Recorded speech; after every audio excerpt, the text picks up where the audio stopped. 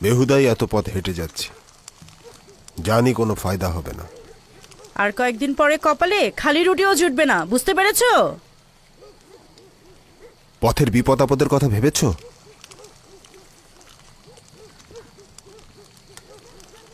ভয়ঙ্কর নেকড়ে, জীবজন্তু ছাড়াও ডাকাতের ভয় রয়েছে। তোমরা 10 জন ভাই রয়েছো, প্রত্যেকেই শক্তিশালী এবং সামর্থ্যবান। চিন্তার তো কোনো কারণই নেই।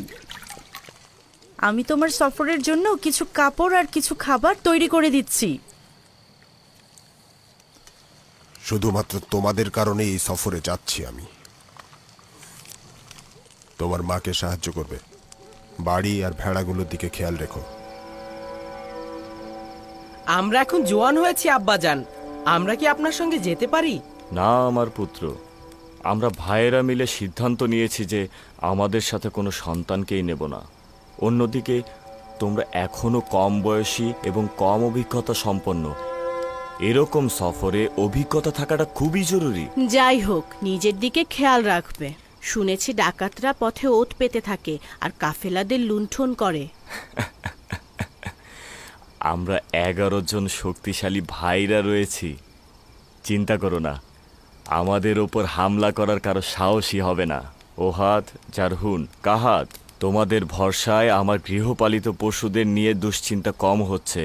তোমাদের ভরসায় সফরে যাচ্ছি। আমি আপনার সফরের রসদপত্র প্রস্তুত করছি। শুক্রিয়া।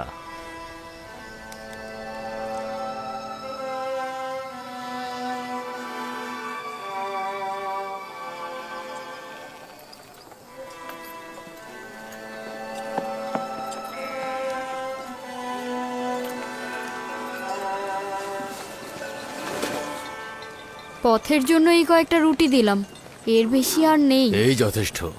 আচ্ছা, মুদ্রাগুলো ঠিকমতো লুকিয়ে নিয়েছো তো? অত চিন্তা করো না, ঠিক জায়গায় নিয়েছি। যদিও এই সফরে তেমন কোনো আশা দেখছি না। রুবিন, আমাদের সফরের জন্য কি এই প্রাণীগুলি যথেষ্ট? অবশ্যই, অবশ্যই যথেষ্ট। যাওয়ার সময় পিঠে চড়ে যাব, আর ফিরবার সময় এগুলোর পিঠে করে গম বহন করে নিয়ে আসব। অবশ্য আমরা যদি গম পাই তবেই।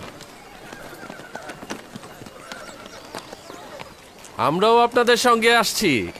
ক্যানানের আরও অধিবাসী যাওয়ার জন্য প্রস্তুত হয়েছে। খুবই ভালো। সংখ্যায় যত বেশি হব, বিপদ তত কম হবে। এত সব বিপদ মাথায় নিয়ে দীর্ঘ ভ্রমণে যাচ্ছি, আশা করছি খালি হাতে ফিরবো না। খোদা ভরসা, আমরা অবশ্যই আমাদের চেষ্টা করব। আপনারা নিজেদের হেফাজত করবেন। অবশ্যই।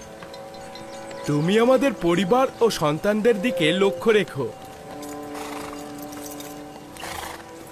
তুমি ভাইদের সঙ্গে যাচ্ছ না? অবশ্যই যাওয়া উচিত আমার, কিন্তু আব্বাজান তো অনুমতি দেবেন না। তুমি বলে দেখো, হয়তো অনুমতি দেবেন। জানি না।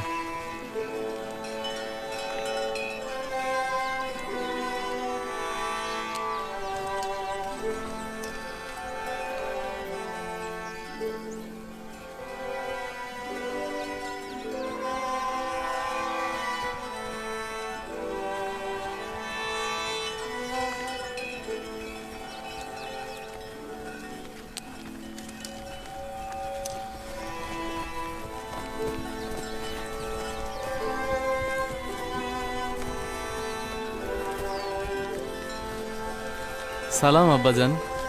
সালাম আব্বাজান। সালাম নয়নের মণিগণ, সালাম আমার পুত্রগণ। আমরা প্রস্তুত রয়েছি আব্বাজান, যাবার অনুমতি দিন।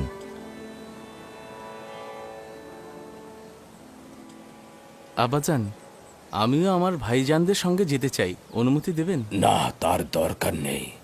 তুমি এখানে আমার নিকট থাকো, ভাইদের অনুপস্থিতিতে গোত্রকে দেখাশোনা করো। খোদার নবী যা ভালো মনে করেন। আচ্ছা খোদার নবী, যাত্রাপথের জন্য কোনো নসিহত করবেন না? পূর্বের মতোই বলছি, শেষ পর্যন্ত দুর্ভিক্ষে আমি মঙ্গল দেখতে পাচ্ছি, এবং তোমাদেরকে নসিহত করছি এই সফরকে কল্যাণ ও বরকতের দিকে ধাবিত করো। প্রতিটি ঘাত প্রতিঘাত ও বালা মুসিবতের মধ্যেও একটি হেকমত রয়েছে। আমাদের জন্য দোয়া করবেন আব্বাজান। খোদাবন্দের দরুদ। আবারও দেখা হবে আব্বাজান। দরুদ। দরুদ। আমাদের জন্য দোয়া করবেন আব্বাজান। দোয়া করি। নিশ্চিত থাকুন আব্বাজান, হাত ভর্তি করে ফিরবো। খোদা হাফেজ আব্বাজান। খোদা হাফেজ। চলো রওনা হও। নিজেদের দিকে খেয়াল রাখবে।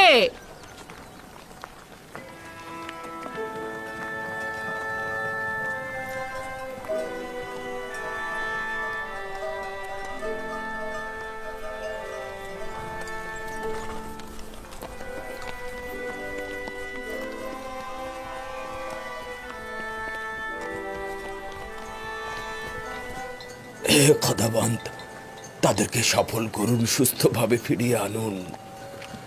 আমিন।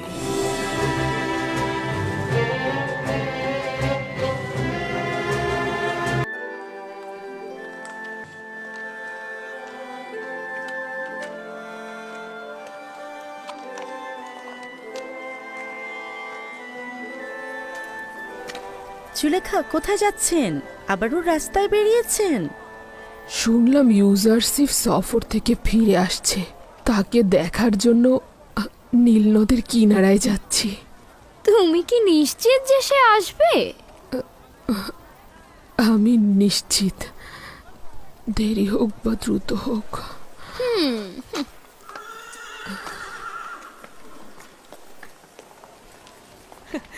দেখেছো কতটা বোকা আর সরল। মনে হলো তোমার কথার কোনো দামই সে দিল না। ওর বিবেক বুদ্ধি সব গেছে, একেবারে দিওয়ানা হয়ে গেছে। কিন্তু এই দিওয়ানা সম্মানের যোগ্য নয়। ইউজারশিপ সম্পর্কে বাচ্চারা আর জওয়ানরা তাকে ভুল খবর দেয়, আর সে তাদেরকে অনেক মুদ্রা উপহার দেয়। তার সকল ধন সম্পত্তি শেষ হয়ে যাওয়ার পরেও সে আশা ছাড়েনি। হ্যাঁ, ঠিক বলেছ। ইউজারশিপের কোনো খবর পাওয়া মাত্রই তাকে দেখতে সে পথে বেরিয়ে পড়ে। ইউজারশিপ তো এক একদিন এক এক শহরে থাকে, তার দিদার পাওয়া সম্ভব নয়।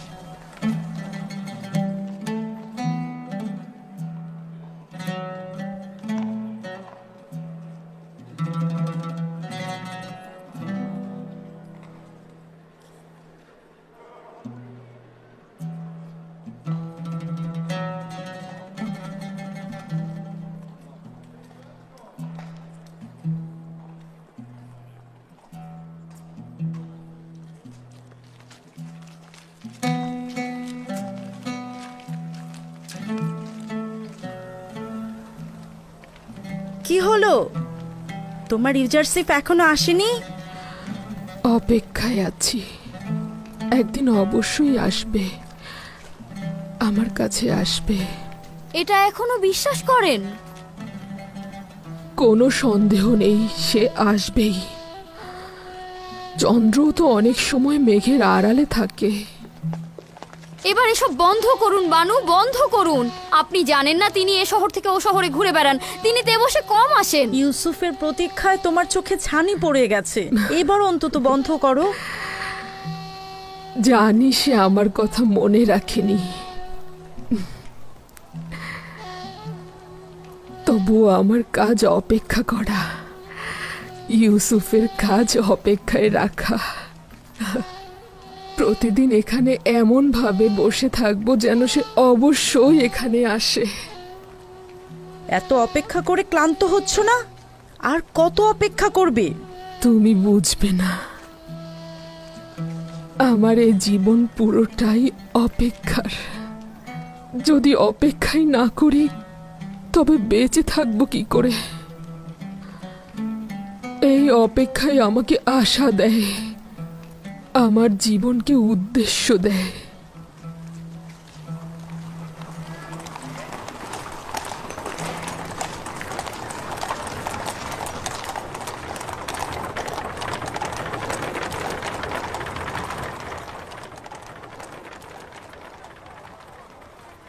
ইউসুফ, ইউসুফের খুশবু, ইউসুফ, আমি ইউসুফের ঘ্রাণ পাচ্ছি। সে আশেপাশে কোথাও আছে, দেখো, দেখো তাকে। অহেতুক ধারণা করছেন বানু। ইউসুফ কোথা থেকে আসলো? না না, সে অবশ্যই আশেপাশে কোথাও আছে, তাকে খুঁজে দেখো। বন্ধ করো তোমার সব পাগলামি। ইউজারশিপ এখানে কি করতে আসবে?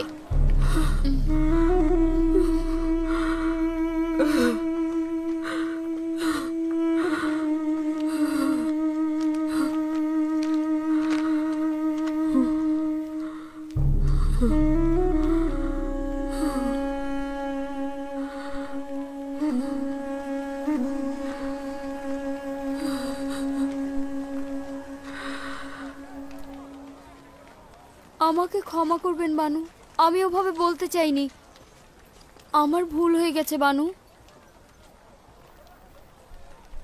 আমি তোমার কথায় ব্যথিত নই। আমার অভিযোগ ইউসুফের প্রতি। যদি সে আসতো, এই সকল ব্যঙ্গ বিদ্রোপ আর কটাক্ষ শুনতে হতো না।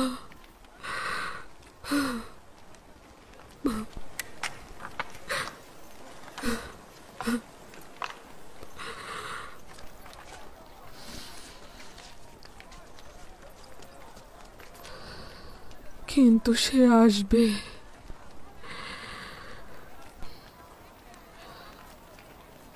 আমার অপেক্ষার পালা শেষ করতে সে আসবে।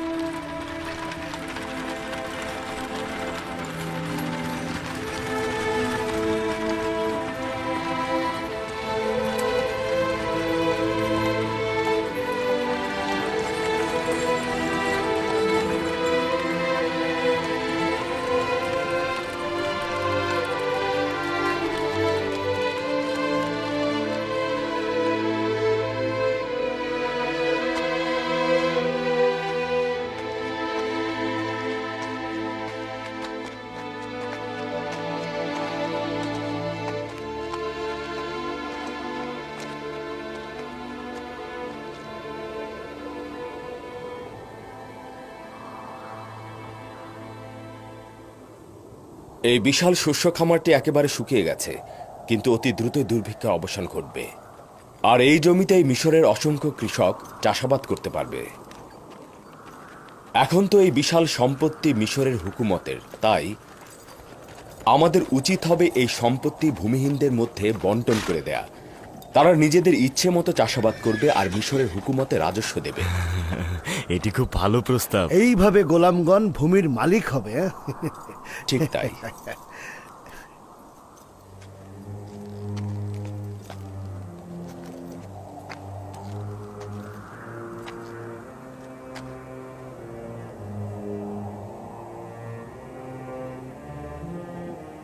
জানি না এখন ক্যানানের কি অবস্থা,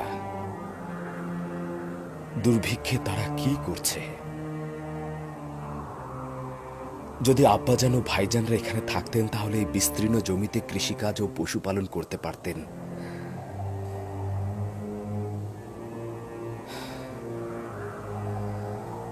বিশাল নীল নদী যদি এভাবে শুকিয়ে যায় তাহলে নিশ্চিত ক্যানানের খুব বেহাল অবস্থা।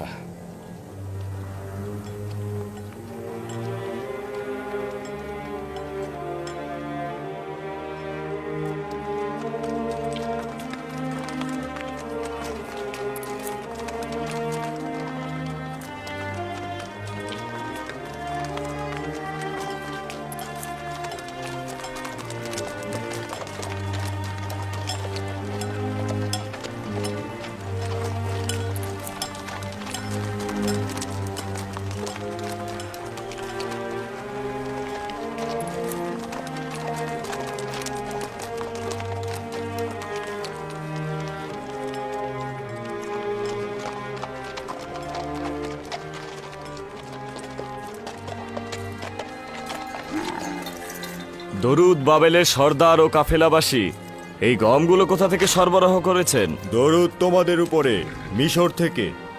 তোমরাও যেতে পারো। আমার মনে হয় তোমরা খালি হাতে ফিরবে না। মিশর আর কত দূর যেতে হবে? মিশর সীমান্তরক্ষীদের তো দেখাই যাচ্ছে, বেশি দূর যেতে হবে না, যাও। শুক্রিয়া, খোদা হাফেজ।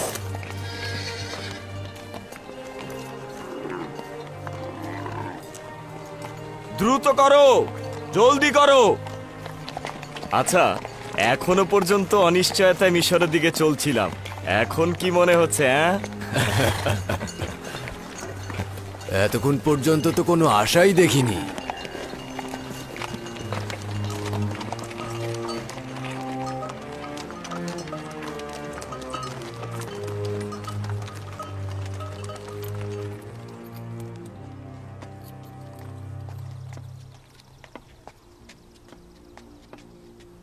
কোথায় যাচ্ছেন? ঠান্ডা তো, অসুস্থ হয়ে যাবেন। ঠান্ডা তো গরম কাপড় পরলেই ঠিক হয়ে যাবে। যদি আসমান থেকে পাথরও পড়ে তবু আমি যাব। একটু অপেক্ষা করুন, আবহাওয়া ভালো হলে আমরা একসাথেই যাব। এটা কি আশিকের রীতি যে সে ঘরের কোণে বসে থাকবে? এই যে এতদিন ধরে পাথরের মতো বসে অপেক্ষা করছেন, কি হলো তাতে?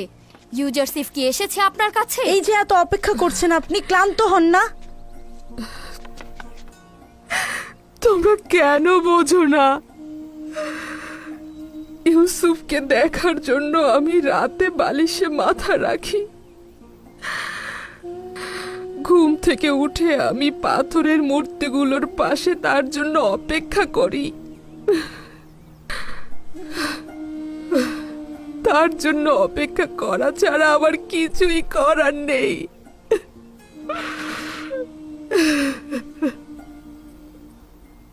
আমি কখনো নিরাশ নই, কখনো ক্লান্ত নই।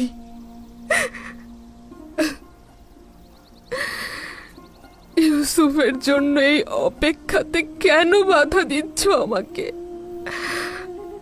আমার এটা ছাড়া আর কি আছে? আমরাও আপনার খোঁজে আর আসবো না। যেখানে ইচ্ছা যান, আমরা আর আসছি না। আপনি পাগল হয়ে গিয়েছেন। আপনি যদি আপনার জীবন ধ্বংস করেন তাতে আমাদের কি? আমরা কেন আমাদের জীবন ধ্বংস করব? তমা চল যাই, আমি এই হাওয়ায় বাইরে থাকতে পারবো না।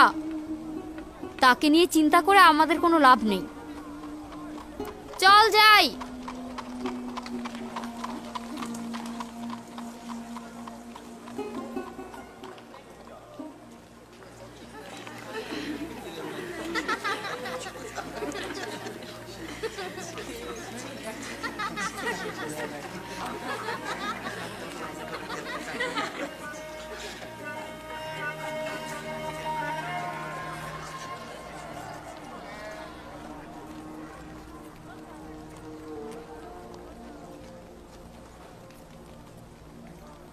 এই জুলেখা, তোমার কি ঘর বাড়ি নেই? বিশাল রাজমহল আমার কাছে সংকীর্ণ কবরস্থান, অন্ধকার জেলখানা আছে, থাকবে না কেন? যা কিছু থাকুক এখান থেকে তো উত্তম। এখানে থাকলে অসুস্থ হয়ে যাবে। কারো জন্য অপেক্ষায় আছি, বলেছে সে আসবে, না আসলে চলে যাব। চলো যাই।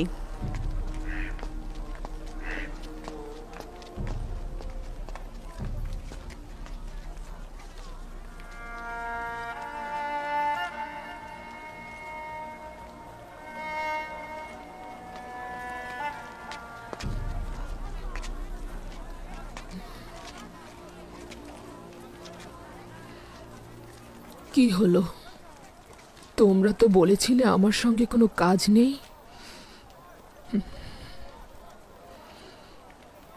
অনেক চেষ্টা করেছি, কিন্তু পারলাম না। আসলে ভেবে দেখলাম কি, আমরা আপনার সাথে থাকতে থাকতে একেবারে অভ্যস্ত হয়ে গেছি। চোখ ফুটতেই তো আপনাকে দেখেছি। আপনাকে ছেড়ে যাব কোথায়? আমাকে ভাগ্যের উপর ছেড়ে দাও, একা থাকতে দাও আমাকে। কিন্তু আমরা তো আপনাকে একা রেখে যেতে পারবো না।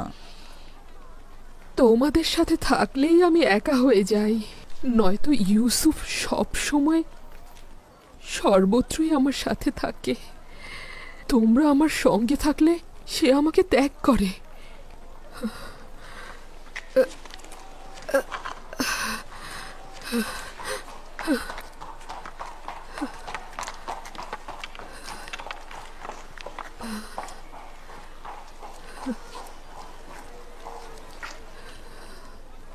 জুলেখার এটা কি ধরনের ইশক? সে কি ইউজারসিফের দেহের সন্ধানে রয়েছে? জুলেখার সৌন্দর্যের কিছুই অবশিষ্ট নেই, সেখানে দৈহিক আকাঙ্ক্ষার প্রশ্নই আসে না। যত বৃদ্ধ হচ্ছে তত তার ভালোবাসা বৃদ্ধি পাচ্ছে। যতই বিরক্ত হই না কেন, জুলেখাকে যেমন ভালোবাসি তেমনি তার ভালোবাসাকেও।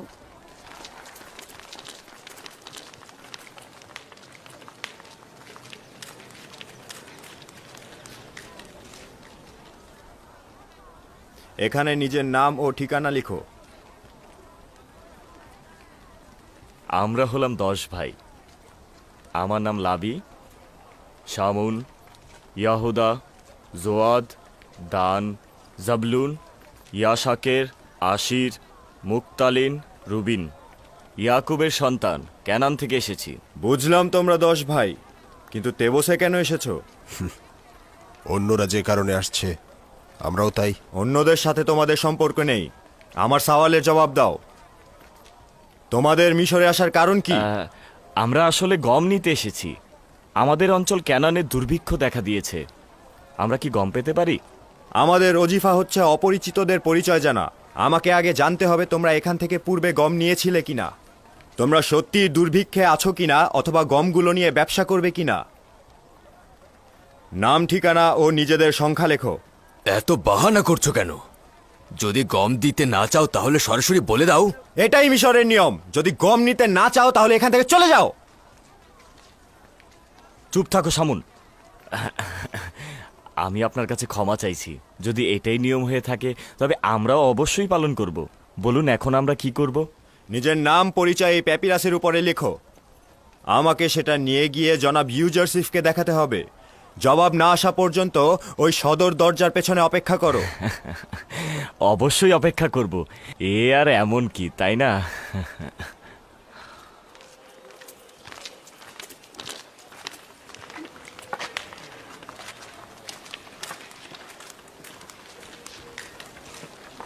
আমরা এখানে গম নিতে এসেছি না যুদ্ধ করতে এসেছি? সব জায়গায় ঝামেলা করার অভ্যাস করে ফেলেছো।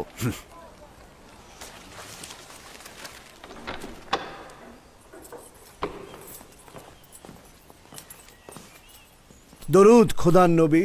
সিরিয়ার দরজার প্রতিনিধি বিবরণী দাখিল করতে চাইছে। তাকে কি ভেতরে আসতে বলবো? হ্যাঁ, আসতে বলুন। জি জনাব।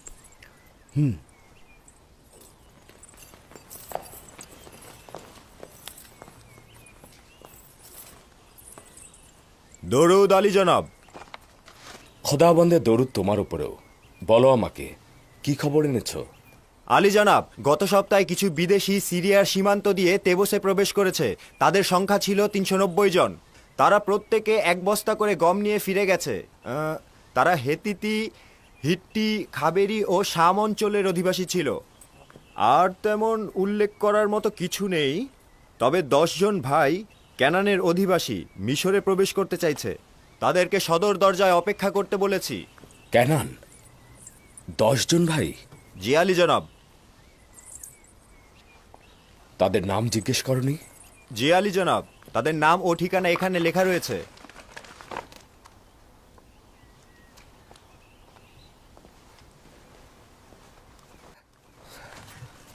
তারা কি বনি ইসরায়েল?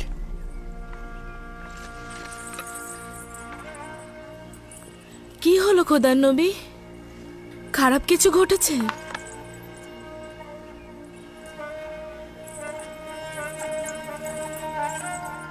এই প্যাপিরাসে কি লেখা রয়েছে? তেমন কিছু না বানু।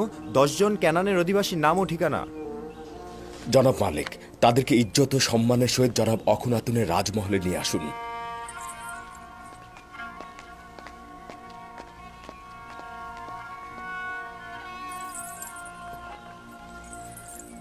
আপনার খোদার কসম, কি হয়েছে বলুন?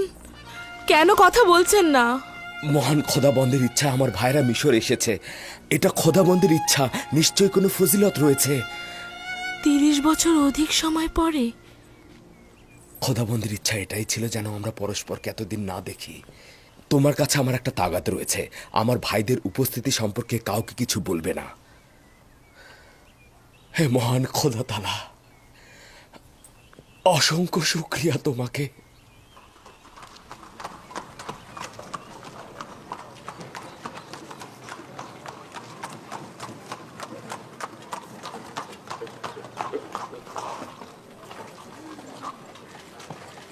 কোথায় তারা? এই যে জনাব, এরা। তোমরা কেনানের অধিবাসী? হ্যাঁ, আমরা সবাই ক্যানানের অধিবাসী। তোমরা তো 10 জনের বেশি রয়েছ। আমাকে বলা হয়েছে কেনানের 10 জন ভাই। আমরাই 10 ভাই, আর বাকিরা ক্যানানের অধিবাসী। আমি আজই যে মিশরের পক্ষ থেকে এসেছি। যদি তোমরা অপমানিত হয়ে থাকো কিংবা তোমাদের সময় নষ্ট হয়ে থাকে, তার জন্য আমি ক্ষমা চাচ্ছি। তোমরা 10 জন তেবুসে প্রবেশ করতে পারো। আমি প্রতিনিধি হিসেবে আজই যে মিশরের কাছে তোমাদের নিয়ে যাব। তাহলে আমাদের বাকি ক্যানানিদের কি হবে? তারা গম ক্রয়ের জন্য যেতে পারে, আর তোমরা আমার সঙ্গে এসো। কিন্তু আমরা 10 জন কেন? এটা তো জানি নে। আজই যে মিশরের কাছে সওয়াল করবে। তোমরা সবাই এসো।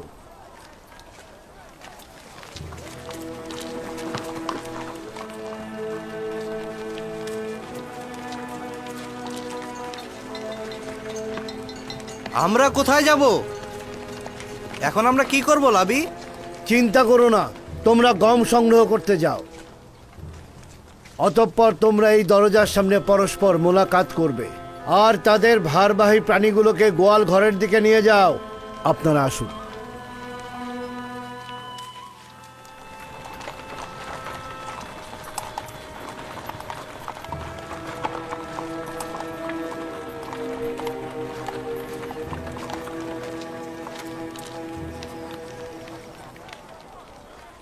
আমার মাথায় কিছুই ঢুকছে না। কেন এত কঠোরভাবে বাধা দেয়া হলো, আবার এখন এত নমনীয় কেন?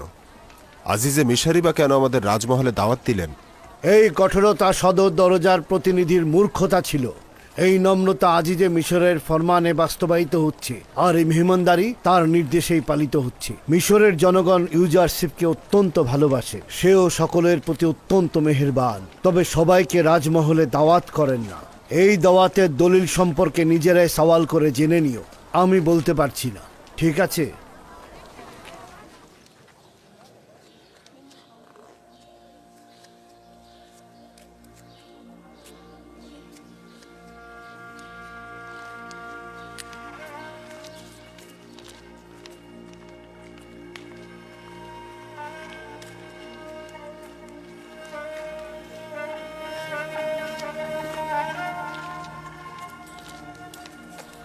একটু দাঁড়াও। একটু দাঁড়াও।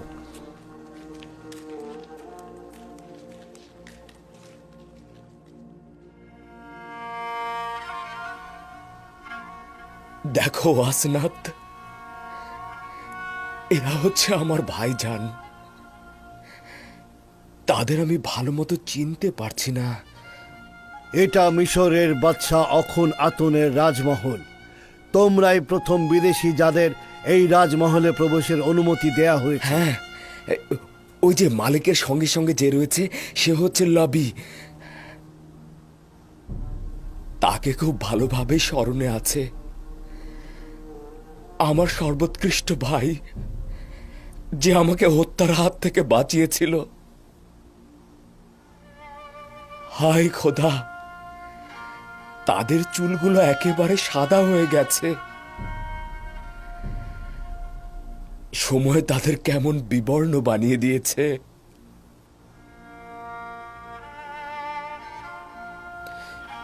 ওই যে দেখো, যে সবার পেছনে দাঁড়িয়ে রয়েছে, তার নাম হচ্ছে ইয়াহুদা। দেখো সে সবকিছু কেমন সন্দেহের চোখে দেখছে,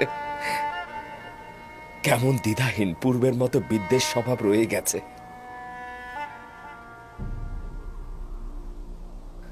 হায় খোদা, তারা বেশ বয়স্ক আর অসহায় হয়ে গেছে। আশা করছি আমার ভাই বেনিয়ামিনও তাদের মধ্যে রয়েছে। কারো কারো মাথার চুল আর দাড়ি পুরোপুরি সাদা হয়ে গিয়েছে। ওয়াসেনাথ, তার মানে তো তারা আমাকে চিনতে পারবে না। চিন্তা করবেন না, আপনি তো সকলের ছোট ছিলেন। আপনার বেশি পরিবর্তন হওয়াটাই তো স্বাভাবিক। তাও এই লেবাস পরে আছেন। আসুন।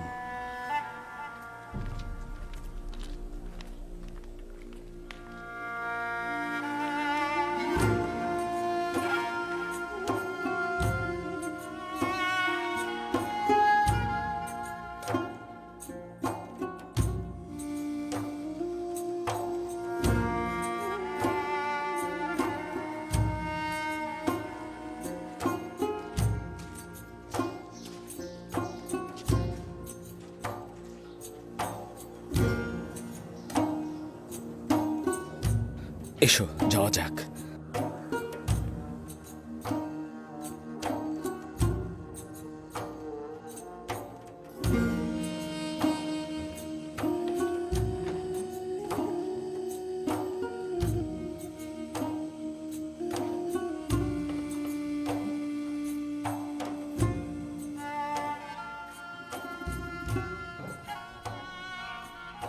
হে খোদা তাআলা, কিভাবে তাদের মুখোমুখি হব? যদি চিনে ফেলে তাহলে কি হবে? চিন্তা করবেন না, এখন আর তেমন কিছুই ঘটবে না। তারা তো আপনার ভাই। সেই ভাই যারা আমাকে হত্যা করতে চেয়েছিল, জানি না এখন তাদের কি ইচ্ছে রয়েছে। তবে আমি একটা পরিকল্পনা করেছি যাতে তারা আমাকে চিনতে না পারে।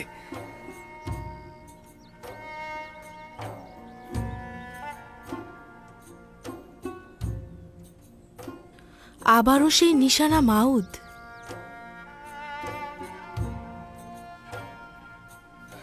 জানি না কি রহস্য লুকিয়ে রয়েছে এই শব্দটির ভেতরে, তবে যখনই এটা স্পর্শ করি এক অদ্ভুত প্রশান্তি অনুভব করি।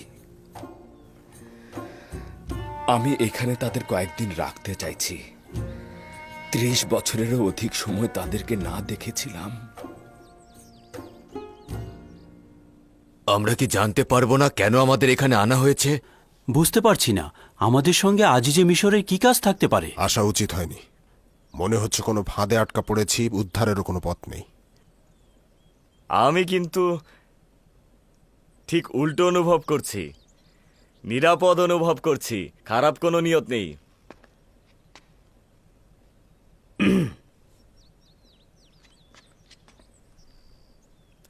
আদেশ পালিত হয়েছে, এখন কি করব?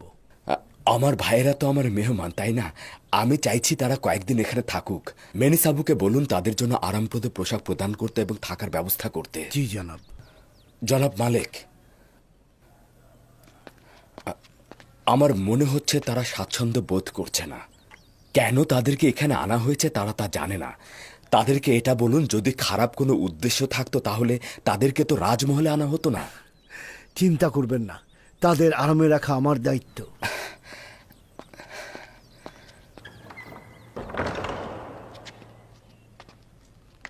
খোশ আমদেদ। আশা করছি দীর্ঘ যাত্রাপথের ক্লান্তি শরীর থেকে মুছে ফেলবেন।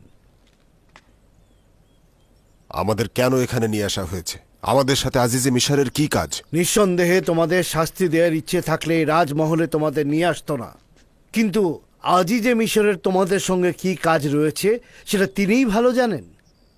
আমি শুধুমাত্র তোমাদের মেহমানদারির দায়িত্বে রয়েছি। বেনিসাবু মন্ত্রী মহোদয়ের কাছের লোক, যিনি আপনাদের খেদমতে নিয়োজিত আছেন। যে কোনো তাগাদ করলে তিনি ইন্তেজাম করবেন।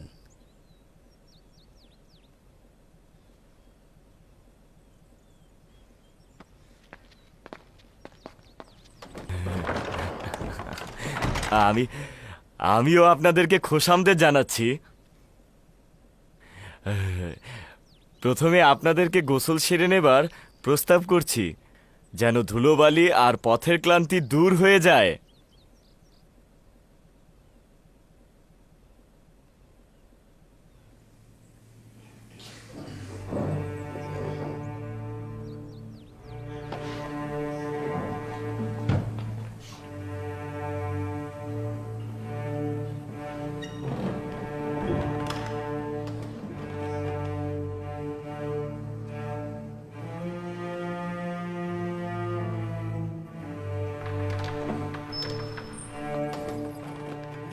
কি অদ্ভুত! একদমই বুঝতে পারছি না কে দান, কে জোয়াদ, কে নাফতালি আর কে আশির। কত পরিবর্তন হয়ে গেছে। কি করবেন তাদের সঙ্গে? তারা আমার সঙ্গে মন্দ কাজ করেছে। তারা এতটাই খারাপ কাজ করেছে যে খুনি ও দুশ্মনরাও এতটা করে না। কঠোর সাজা প্রাপ্তিটাই তাদের হক ছিল, কিন্তু আমি তাদের ক্ষমা করে দিয়েছি। ওই মুহূর্তে ক্ষমা করেছি যখন তারা আমাকে গোলাম হিসেবে বিক্রয় করেছে।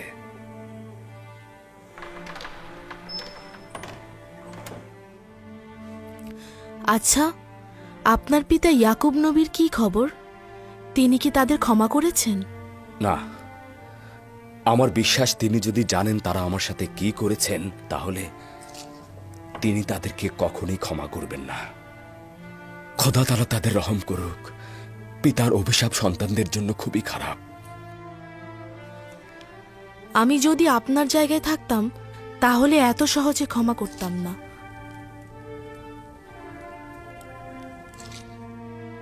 খাবার দাবারের পর দ্রুত তাদের বিশ্রামের ব্যবস্থা করবে। মনে হচ্ছে তারা খুবই ক্লান্ত। আদেশ শিরোধার্য।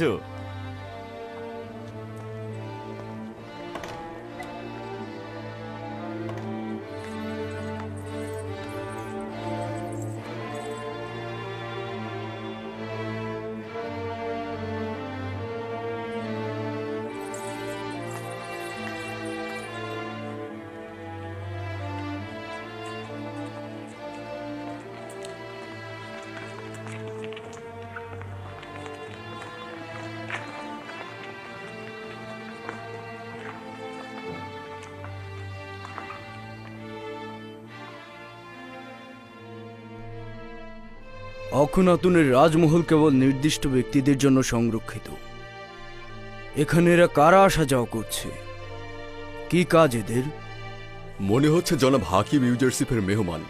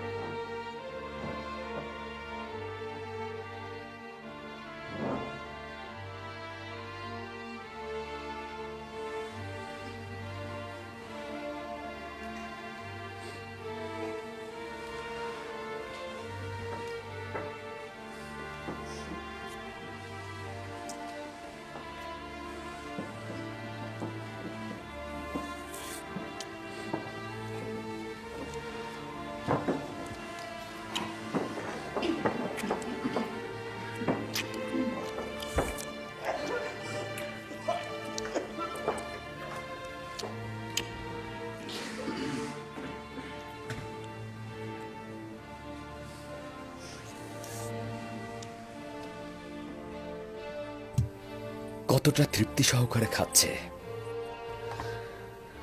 নিশ্চয়ই ক্যানানের দুর্ভিক্ষের হাহাকার চলছে, তাই হয়তো তারা এই কষ্টকর পথে পা বাড়িয়েছে।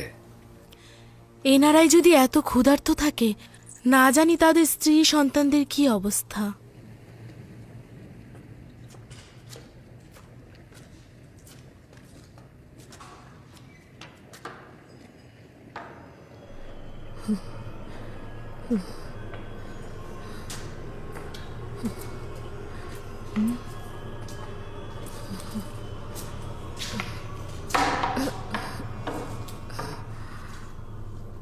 তোমাদের মাথার উপরে কি ধুলোটাই না পড়েছে।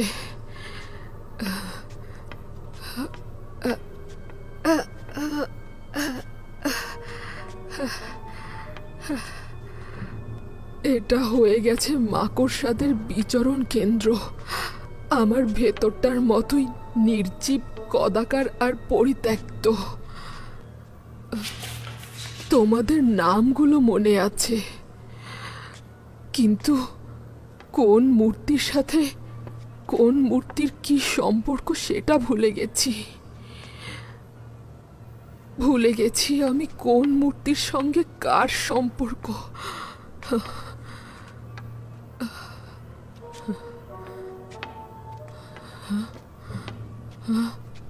মনে হচ্ছে তিয়া,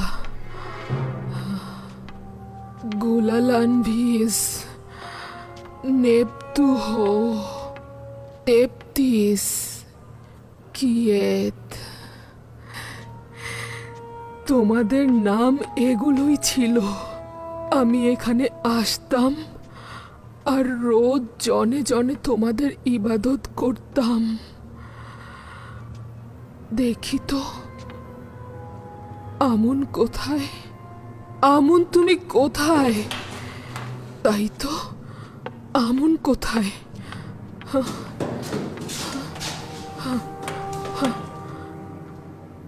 আমন, দেখলে তো কতটা সন্ধান করার পর তোমাকে পেলাম। পূর্বে খুব ভালো মতোই জানতাম তুই কোথায়। এখানেই আসতাম আমি, তোর জন্য নাচতাম। তুই কেন কেন এখানে দাঁড়িয়ে আছিস? আচ্ছা, তুই দেখতে পাচ্ছিস না ইউজারশিপ কিভাবে তোর ইবাদতখানা ধ্বংস করে দিয়েছে? দেখতে পাসনি? ইউজারশিপের মহান খোদার সম্মুখে তোর মাটিতে ধূলিসাৎ হয়ে যাওয়া উচিত আমন। এই পাথরের খোদা, তোদের কি লজ্জা নেই?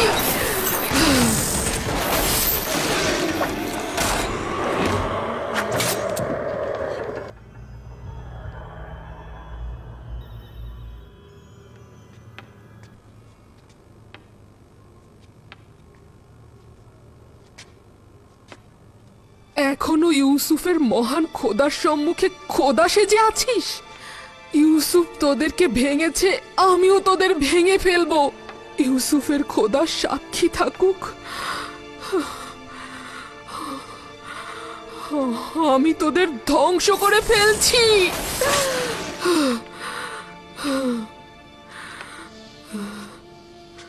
হে ইউসুফের খোদা, আপনি সাক্ষী থাকুন, আমি আমার খোদাগণকে ধ্বংস করে ফেলেছি। ইউসুফ বলতো আপনি সবখানে হাজির থাকেন, সবখানে আছেন, সব কিছু দেখতে পান। তাহলে ইউসুফকে বলুন জুলেখা আর আমন খোদার ইবাদত করে না, ইবাদত করে না।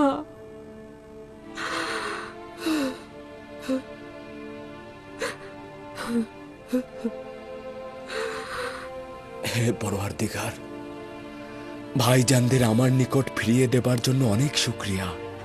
আপনার অশেষ রহমত। আমার দিল আপা যেন ভাই বেনিয়ামিনের জন্য ছটফট করছে, তাদেরকেও আমার নিকট ফিরিয়ে দিন। হে পরওয়ারদিগার, বিচ্ছেদের বছর সীমাহীন হয়েছে, এবার তো মিলনের ক্ষণকে নিকটে এনে দিন।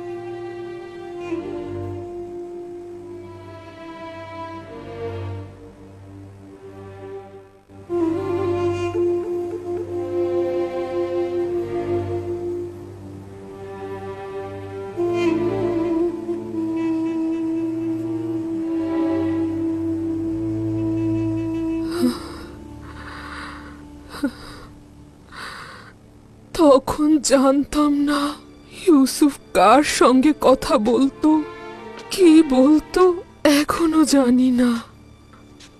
আচ্ছা,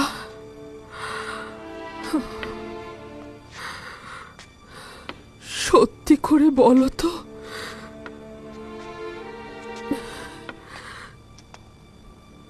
তুমি কে? কেন ইউজারশিপ তোমার সাথে এত ইশক আর প্রশংসা নিয়ে কথা বলতো? তাহলে কি তুমিও আমনের মতো? আমি বিশ্বাস করি না। আমি আমি কখনো আমন বা অন্য কোনো খোদার জন্য কান্না করিনি, কিন্তু অসংখ্যবার তোমার জন্য, হ্যাঁ অসংখ্যবার তোমার জন্য ইউসুফকে আমি কাঁদতে দেখেছি। আমি অসংখ্যবার ইউসুফের জন্য কেঁদেছি, কিন্তু তোমার জন্য নয়।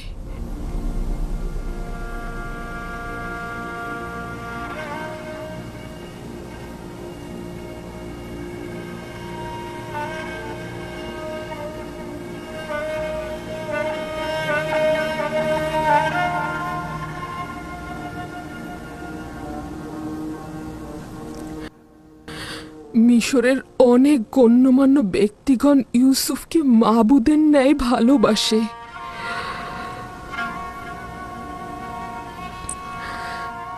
তুমি কে, যার কাছে মিশরের অসংখ্য মানুষের মাহবুব তোমার কাছে নতি স্বীকার করে? জুলেখার মতো অনেকেই তার বিরহে কান্না করে, কিন্তু সে তোমার বিচ্ছেদে কাঁদে।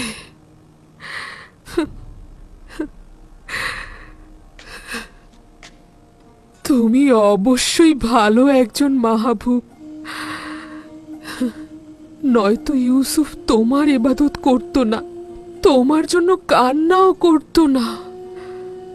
ইউসুফের সৌভাগ্য যে তোমার মতো মাবুদ আছে তার। তোমার সৌভাগ্যের জন্যই তুমি ইউসুফের মতো বান্দার মালিক। তুমি ইউসুফের মতো বান্দার মালিক। তেবেসের একজন সম্ভ্রান্ত নারী তার স্বামীর বিশ্বাসের খেয়ানত করেছে। শুধু জানি আসে কি হয়েছে সে। এটা বিশ্বাসযোগ্য নয় আমার বানু। এশকের পবিত্রতা বিশ্বাসের খেয়ানত কখনই করে না। তিলের কাজ কারবার দলিল ও যুক্তিতর্ক জানে না।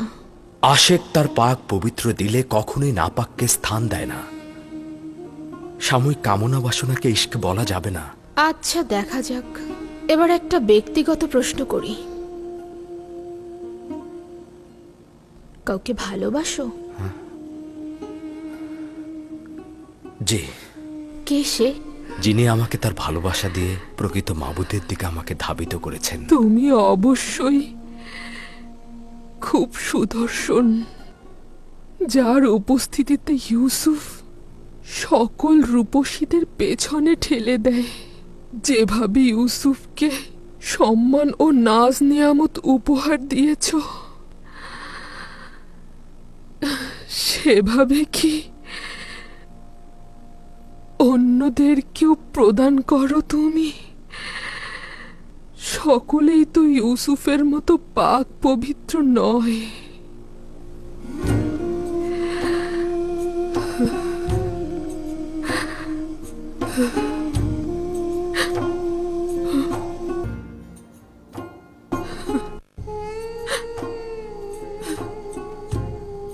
সকলেই তো আর ইউসুফের মতো নয়। আচ্ছা, কুৎসিত চেহারার কাউকে কি তুমি গ্রহণ করবে? তাদের দিলের দরদগুলো কি শুনবে? ইউসুফ তো সকলের সঙ্গে মেহেরবান ছিল, তুমি কেমন হবে? কিন্তু বিশ্বাস করি ইউসুফের মাবুদ এক ও অদ্বিতীয়, সর্বশ্রেষ্ঠ এবং সবচাইতে সুদর্শন হবে। যদি ইউসুফ তোমার ইবাদত নাও করে, আমি তোমার ইবাদত করব।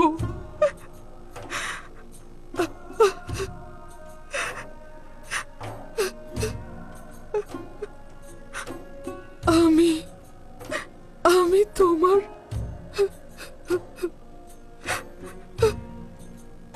প্রার্থনা করব। আমি তোমার প্রার্থনা করব।